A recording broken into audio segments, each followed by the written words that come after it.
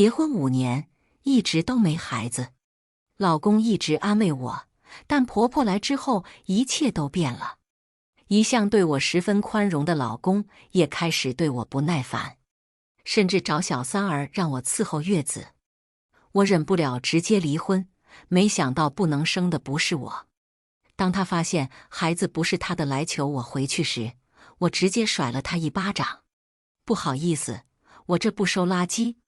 大家好，开始今天的分享之前，希望你能给人间烟火点个订阅，我将会分享更多优质的内容。小环，你跟东升结婚这么多年了，就没想过要个孩子？婆婆一上来就开始询问孩子的事情，但这件事根本不是我不努力，而是她的宝贝儿子不行。每次只有2分钟，能命中就怪了。妈觉得是不是你们俩身体出了点问题，不然也不会这么久都怀不上啊。不然你们2个去医院检查检查。听到这话，尔东升瞬间不乐意了，直接将手上的碗丢在了地上。碗支离破碎不说，就连饭也孤零零躺在地上。要查你们自己去查，少扯上我。尔东升说完，转身回了房间。婆婆像是意识到什么，看向我的眼神有些古怪。小环，你跟妈说实话，是不是你不能生？为了维护尔东升那可笑的尊严，我还是把这件事认了下来。我以为这么多年的感情可以让他对我有所怜惜，怎料婆婆一听这话瞬间炸了。我说我们家这么多年怎么没有添丁？原来是你这个贱人不行，早说呀，害得我在你身上浪费这么长时间。婆婆说完气愤地走了，我在客厅半天缓不过来。这母子俩还真是一家人，就连生气的嘴脸都一模一样。好歹是这么多年的夫妻，这件事之后我也没再提了。谁知道婆婆却把这件事放在了心上，各种阴阳我。哎呀，某人连孩子都生不出来，就别吃肉了吧，都留给我儿子吃。还有这些，全都给我儿子。婆婆说着，直接把肉菜给了老公。我看了老公一眼，谁知道他压根不鸟我，好像理所应当似的。之前他可不是这样的，现在这是怎么了？你还以为你是以前的你呢？现在你不能生，这些有营养的东西轮不上你。婆婆说着，眼底满是尖酸刻薄。听到这话，我求助似的看向老公，他一直在吃肉，根本不理我。当年我跟他是因为感情才在一起的，可以说父母反对，没想到时间久了，他跟我会变成这样。想到这，我心里一阵酸涩。我没理他们母子俩，婆婆跟我冷战了几天，忽然凑过来。现在科学技术这么发达，即便你身体不好，咱们还是可以做试管的。我就说婆婆怎么这么热情，原来是有求于我。做试管婴儿，男人倒是不受什么罪，可女人不同了，需要扎很多针，这并不是一件轻松的事情。更何况我最近总悄悄看见尔东升在偷偷吃壮阳药，是他自己不行，他心里清楚，但依旧为了那所谓的尊严让我背黑锅。种子不行，即便是受了罪也是白受。好端端的，我可不想受这种罪。这件事还是算了吧，我觉得没必要。婆婆听到这话，当即不乐意了。你自己不能生，我这是给你机会，你倒好了，竟然敢不乐意。我不能生怎么了？不能生也是你儿子明媒正娶来的。再说这种事情，你只抓着我不放，能有什么结果？我没有直接点名，但即便如此，他还是没有往自己儿子身上找原因。我儿子娶了你，真是到了血霉了。天底下怎么会有你这样自私的女人？明明是你儿子不能生，关我什么事儿？你胡说，我儿子怎么可能有问题？分明就是你的问题。婆婆歇斯底里的开口，直接将我手里的苹果扔在地上，吃吃吃，你还有心思吃？你现在有什么资格吃这么贵的东西？听到这话，我白了他一眼，这不过是5块钱1斤的苹果，我月薪8000，花我自己的钱，怎么就没资格吃了？什么你的钱？你嫁给我儿子，那些都是我儿子的钱。婆婆蛮不讲理，我也懒得跟她说话。既然如此，我不跟你儿子过了行吧。我说着就要转身离开，尔东升不知道从哪里窜出来拉住我：“老婆，你这是干什么？咱们可是一家人啊，说这些丧气话干什么？”原来我跟婆婆的争斗，她都听着，都要翻天了，她还跟苍蝇一样躲着，真是令人作呕。想到这儿，我瞬间来了怒气：什么家人？你们母子俩有把我当作家人吗？为了一个破孩子整天逼逼赖赖，我都要疯了。婆婆见我直接发疯，叹了口气：行了，我也不逼你，但是我接下来做的事情，你可不能有意见。只要不逼我生孩子，一切好说。放心，我会证明这是你的问题。婆婆听到这话，眼底透出鄙夷，分明就是她儿子不能，我倒要看看他们能做出什么妖。后来我才知道他们母子俩究竟在盘算什么。当我知道真相的时候，我恨不得将他们俩弄死。这是柔柔，我远方表妹，从今天开始跟咱们住在一起。婆婆说着，将齐柔柔带进来。齐柔柔看向我的眼神也是乖乖柔柔的，但我总觉得有些不对。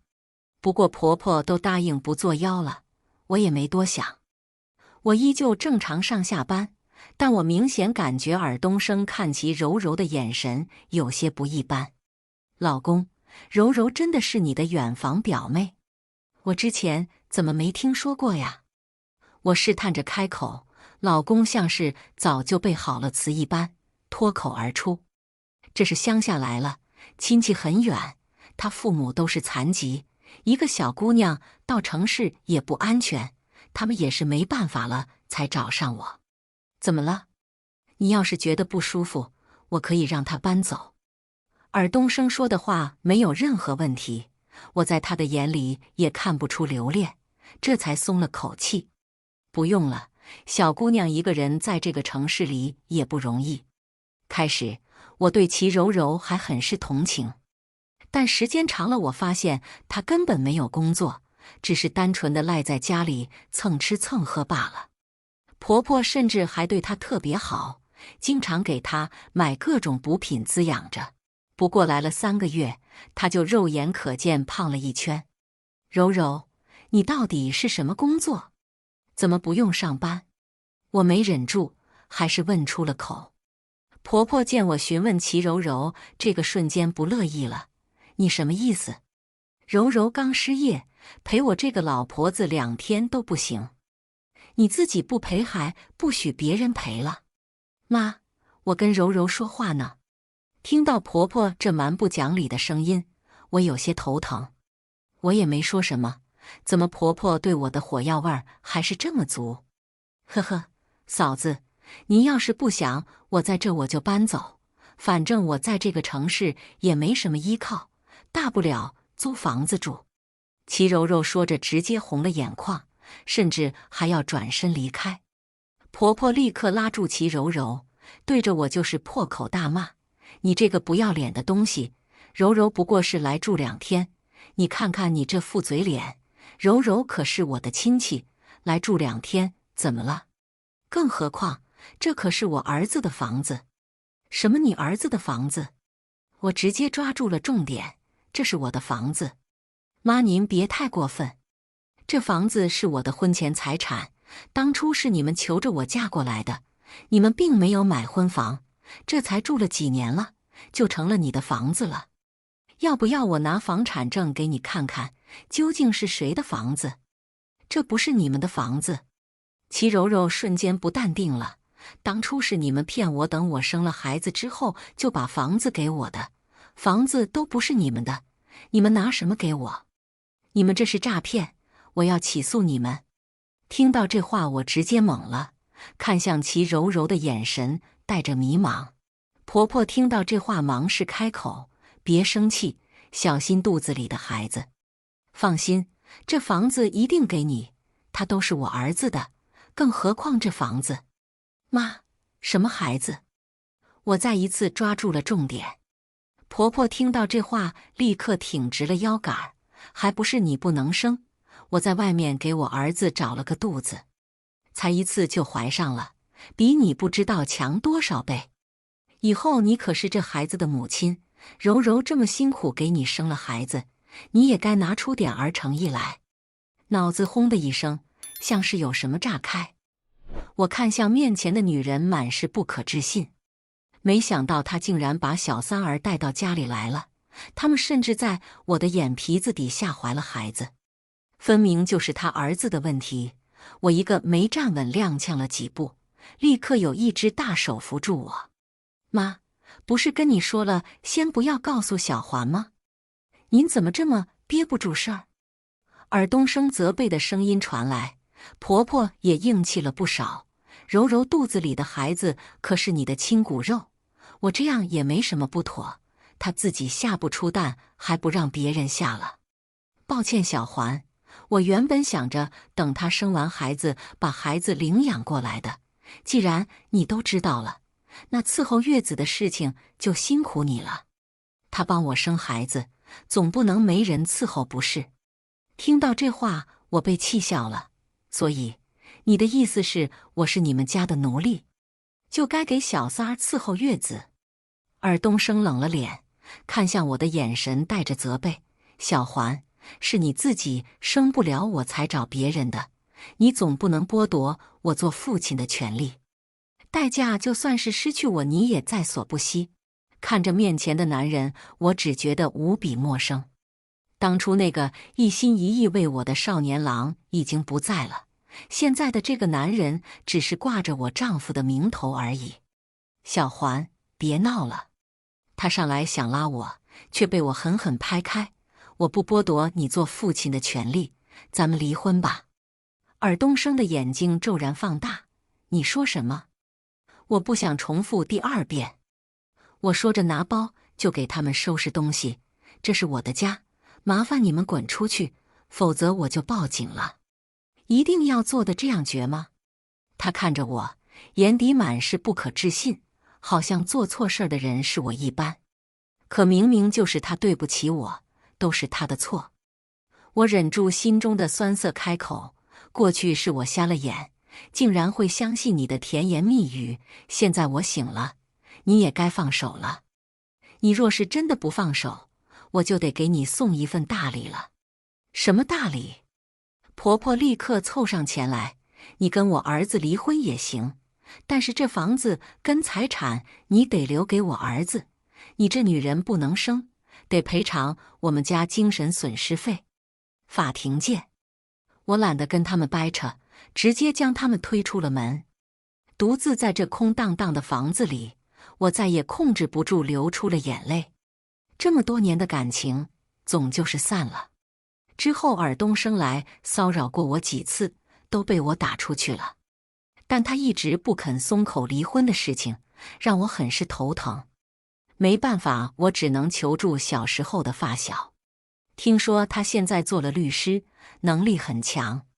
好家伙，你终于舍得离开那个凤凰男了。霍思玉得知我要离开的消息，似乎还挺高兴。他穿着一身西装，就连头发都打理得一丝不苟，模样俊朗，一双眼睛透着星光，看向我的时候总是带着柔意。他的眼睛很美，美得让人移不开眼。但听说他是法院出了门的魔头律师，面前的这副不过是伪装罢了。什么凤凰男？我一愣，苦笑一声。确实，他现在舍不得跟我离婚，主要是因为我婚前的房子，那是你婚前财产。更何况，听你的语气，好像他出轨了。这不就好办了？只要你拿到他出轨的证据，我就有办法让你们离婚。现在不是出轨也不一定判离吗？我瞪大了眼看他，难不成你法院里有人？他直接给我一记暴力，呆！你忘了我之前让他签署的婚前协议？听到这话，我眼前一亮，看向他的眼神满是崇拜。多亏了你啊，小铎！如果不是你，我估计被啃得连渣渣都不剩了。他闪着亮光看我，跟救世主没什么区别。行了，谁让你是我的小环呢？咱们好好寻摸一下他出轨的证据。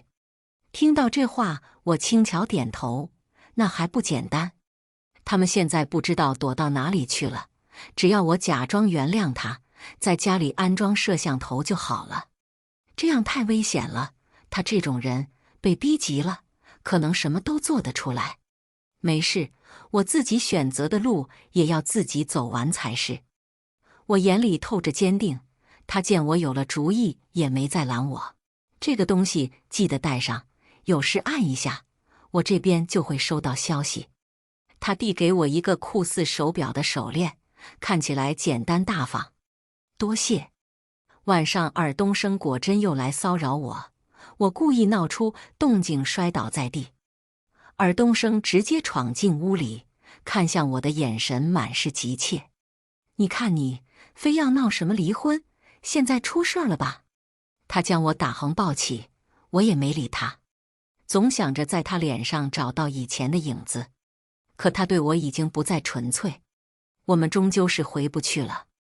我眼底闪过一抹暗淡，他仔细检查了一下，发现我摔得并不严重。你怎么在这里？我明知故问，声音依旧是淡淡的。他忽然拉住我的手，温柔开口：我知道这些日子你受委屈了，你生气证明你爱我，但是我真的很想要一个自己的孩子。我妈年纪大了，现在还能帮咱们带2年，反正也是她生孩子，你白的一个孩子也不用受罪了，咱们就过自己的2人世界，何乐而不为？听到这话，我忍住心中的恶心，将手抽了出来。我是喜欢孩子没错，但也是喜欢自己的孩子。更何况这房子是我的婚前财产，跟你没有任何关系，你拿我的房子做好人，未免太过分。这件事确实是我的错，当初我妈就是这样承诺了，反正她只是要个房子，这么多年咱们也存了不少钱了，给她买个小房子算了。这个房子还是你的。尔东升柔声开口，看样子是演练了很多次的结果。即便是要买房子，也是我存下的财产，这些钱我都是有用的。再说，你要是非要给他买，等离了婚，分给你那的一半你随便支配。你什么意思？我都这样好声好气的求着你了，你还不知道好歹？尔东升装不下去了，直接拍响了桌子。察觉到过火了，我立刻红了眼眶。你知道我的心意，但是让我做出让步真的很难。我无法跟别人分享你，更无法养育别人给你生的孩子。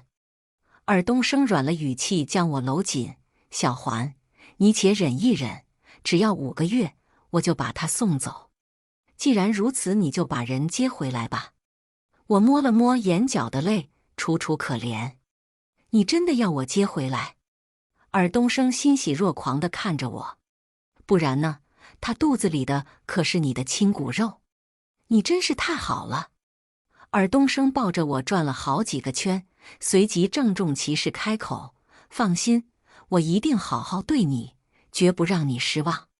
2个女人回来的时候，明显被教育过，看向我的眼神怯生生的，就连婆婆也对我客气了很多。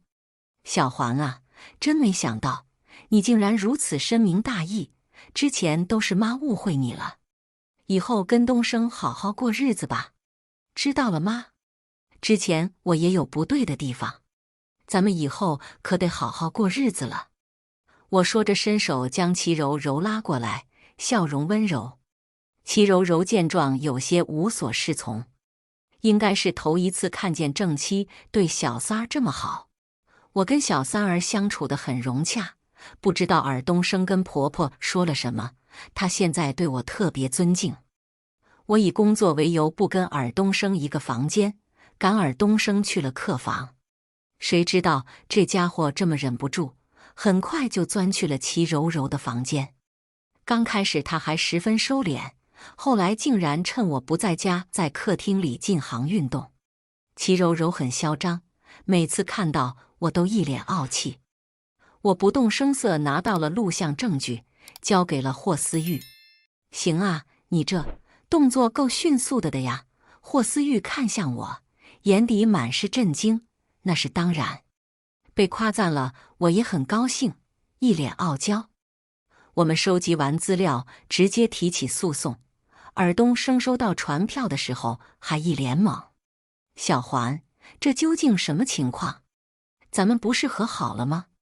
法院的传票是不是发错了？”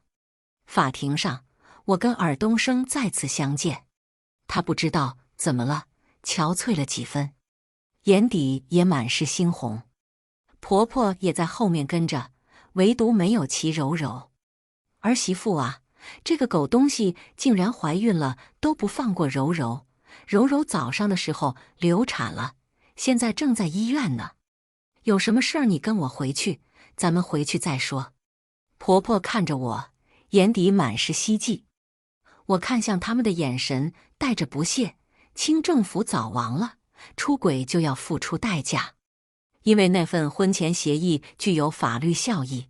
尔东升出轨的事情也是板上钉钉，结果很快下来了。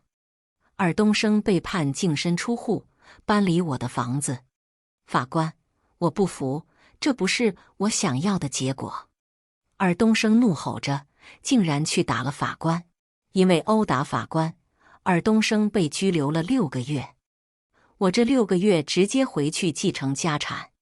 之前父母一直看不上尔东升，觉得尔东升无法成为我的依靠，因此并没有让我透露自己的家底。没想到只是一套房子，就闹成了这样。还好爸妈有先见之明，我就说那个男人贼眉鼠眼的不靠谱，咱们女儿长得跟天仙似的，竟然被那种癞蛤蟆嫌弃，真是林子大了什么鸟都有。我妈说着心疼地将我搂进怀里。没事闺女，咱们白氏集团都是你的，无论能不能生孩子，这一身的财富都不会让你受苦。我爸看着我，眼底满是心疼。也是，有钱还用生什么孩子？我很快接手了白氏集团，没想到会再次见到尔东升。彼时尔东升拿着项目单证跟我的一个职员谈项目，看到我的时候瞬间火了，都怪你这个贱人，竟然真这么狠心跟我离婚，你难道不知道跟我离婚你什么都不是？他冲上来就要打我，被助理拦下。这是我们白总，你说话注意点，否则我就要报警了。那个职员见状立刻上前道歉，真是抱歉白总，我不知道您跟这位先生有过节。您放心，他们公司的项目我这就拒了。白总，开什么玩笑，他不过是……他看着我忽然想到什么，瞬间换了副嘴脸。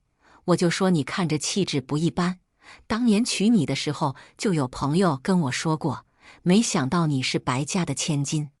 尔东升说着甩开助理的禁锢，笑眯眯地凑上来，你早告诉我，咱们这么多年夫妻情分怎么会散？不过经过这段时间的反思，我对之前的所作所为深恶痛绝，我这就跟那个贱人离婚，咱们复婚吧小环。他说着还摆出一副深情款款的模样。我平静地看着面前的男人，被他气笑了。尔东升，你觉得我会瞎眼2次？听到这话，他的脸色瞬间变了。送进警察局，就说他骚扰我。是白总，不就是比我会投胎吗？你个贱人，咱们走着瞧。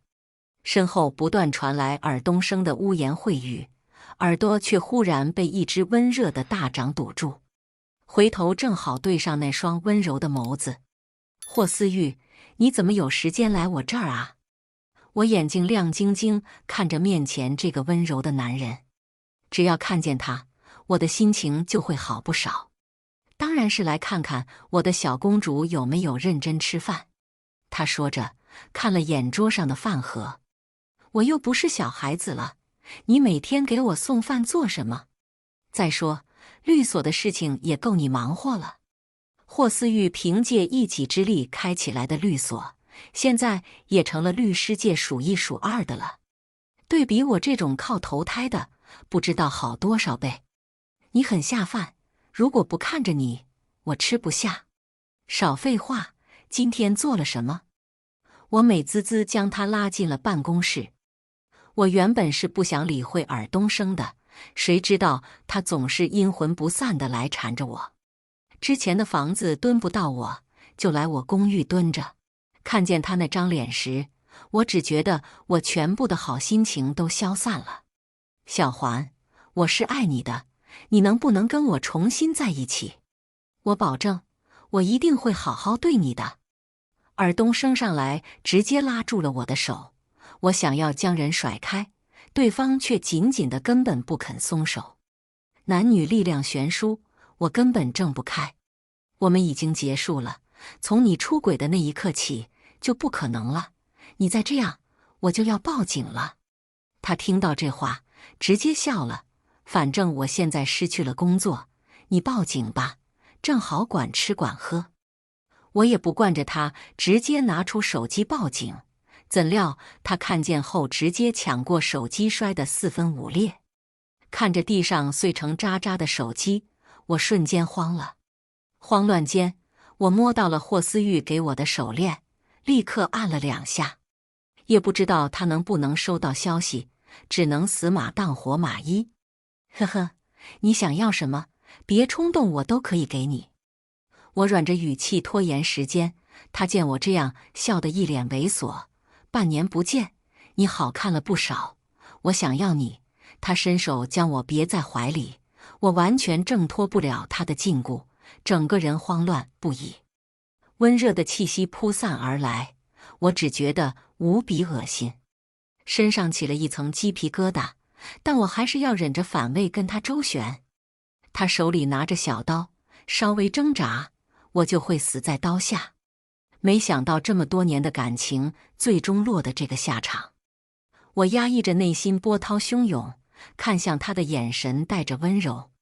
咱们有什么事情都可以好好说，其实我心里一直也没忘了你。跟你分开的这半年，我真的很想你。我愣是挤出几滴眼泪，让自己看起来像是恋爱脑的样子。尔东升闻言看我的眼神果真缓和了很多。我就知道这么多年的感情，你不舍得放弃。你那么爱我，离开我是不是活不下去？是不是很煎熬？你怎么知道？我擦擦眼角的泪水。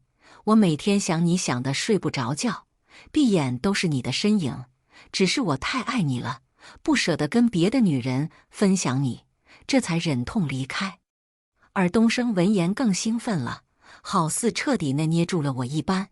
小环，你放心，我以后绝对不会这样对你了。咱们好好过日子，环游世界，到处旅行，只要你想去哪，我都陪着你。真的去哪都陪着。我眨着晶亮的大眼看着他，他看到我的时候，眼底满是温柔。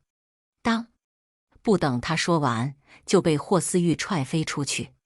霍思玉直接将人制服，我也瞬间变了脸。狂扇尔东升几10个巴掌。你个王八蛋，竟然敢跑出来恶心我！要不是我晚上没吃饭，肠子都得吐出来。敢威胁我！妈的！我又狠狠给了他2脚。要不是霍思玉制止，估计尔东升今天就交代了。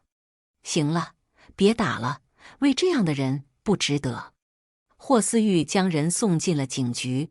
我还是有些不放心，他这种的能判几年啊？霍思玉见我一脸严肃，笑出了声。刚才不是还挺威武吗？我那是有人撑腰。我直接甩了他一下。你什么意思？打趣我？我瞪着他，内心的情绪还在翻涌。不知道为什么，看着面前的男人，我总是有些想哭。鼻头一酸，我的眼泪还是流了下来。原本还一脸笑意的霍思玉，瞬间一本正经地凑上来，眼底满是慌乱。他欺负了你，我让他这辈子都出不来。别哭了，哭起来真丑。是我来晚了，你打我吧。他见我不理他，又开始逗我笑。但这么多年的苦楚，像是开了闸似的宣泄着。我哭了很久，红着眼看他。喝酒吗？他一愣，走。我们来了一家小酒馆，就是我们小时候经常来的那一家。老板，给他拿些度数低的甜酒。不等我说话，霍思玉直接点了单。你怎么不尊重我？一点儿都不绅士。我瞪了他一眼，狠狠吃了口他递过来的小熊蛋糕。每次出来，霍思玉都跟我爹似的照顾我，关键还是个老古板，看起来一板一眼的。我瞪了他一眼，心里别提多难受了。你又不能喝酒，逞什么强？为别的男人伤身体，这就是你对自己的态度。白小环，你说过会好好照顾自己的。他声音不可置否，带着淡漠疏离，甚至还掺杂了些恼怒。当初我嫁给尔东升唯一的条件，就是好好照顾自己，这是我跟霍思玉之间的约定。想到这儿，我心里更难受了。霍思玉，你能不能别管我？我看着他眼泪一直掉，他沉默地看着我不说话。半晌儿忽然开口，不管你看你被他砍死。马德，差点忘了这茬儿。这小子刚刚英雄救美了。谢谢嘛，我喝着酒，声音细若蚊蝇。不知道他听到没？只是面前的霍思玉渐渐变成了两个。我笑嘻嘻地看着他，霍思玉，你小子是不是喜欢我？他高大的身躯明显一颤，下颌线紧紧地绷着。原本以为他会反驳，没想到他薄唇轻启吐出一句：“你才知道。”他说完，我还以为是幻听，默默后退了一步。没想到这小子直接将我扯过去跟他对视，深邃的眸子里映照着小小一人。是我。他一字一句道：“我早就喜欢你了，你呢？要不要考虑我？”嗡，好像什么东西在脑海里炸开。我呆呆看着面前男人俊俏的脸蛋，眨着眼。霍思玉1.89米的高个子，身材颀长挺拔，气质斯文优雅，丹凤眼自带贵气，鼻梁高挺，唇形完美诱人，五官完美到无可挑剔，比尔东升不知道强多少倍。早知道他喜欢我，我就不跟尔东升结婚了。晦气！见我不说话，那双深邃的眸子里划过暗淡，随即自嘲一笑。我早该知道答案的，是我不自量力。他说罢起身，跟我保持了安全距离，淡漠疏离地看着我，好似刚才的柔情像假的一般。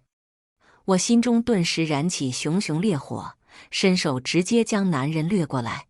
你小子就是这样喜欢我的？亲我，快点！霍思玉瞪大了眼，薄唇嗫嚅了2下，正要说什么，我却等不及，直接堵住了他的唇瓣。比想象中的要软很多。不愧是喜欢我的男人。那天晚上我喝断片了，竟然跟他发生了些不可描述的事情。第二天，我掀开被子，迅速准备逃离，没想到竟然被他一把拦住。我瞬间警铃大作，尴尬地看着他。大律师，起得挺早啊。你看太阳还没起床，昨晚操劳不轻，多睡会呗。不想负责。他扬眉，看向我的眼神带着冷意，房间里的气温骤然下降。没有了，反正这件事你也不算吃亏，我不能怀孕，还是别耽误你了。说完，怕霍思玉阻拦，我直接用头狠狠磕了他一下，逃离了现场。我投入了工作，原本以为还能像以前一样潇洒，没想到我竟然得了相思病，脑海里总是在想那一夜的疯狂，就连看手里的玻璃杯子都好像有霍思玉的头像。我被自己吓到了，想要迅速清醒，没想到拿文件的时候竟然昏倒了。再次醒来，鼻尖是淡淡的消毒水味儿。抬眼看到面前那张熟悉的脸，我吓得魂飞魄散。你怎么来了？我说着就打算穿鞋跑路，却被男人死死按住。揣了我的崽就想跑。以上就是今天分享的故事，希望能给人间烟火点个订阅，我将会分享更多优质的内容。